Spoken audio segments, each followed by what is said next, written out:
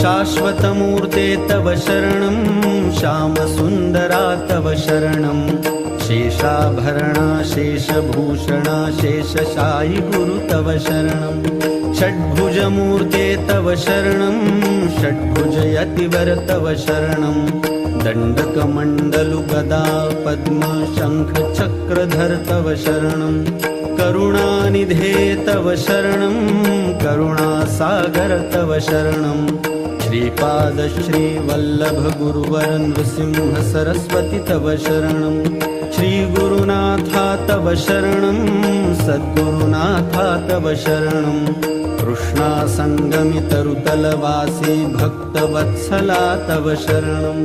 कृपामूर्ते तव शरणं कृपासागरा तव शरणं कृपाकटाक्षा कृपावलोकन कृपानिधे प्रभु तव शरणं।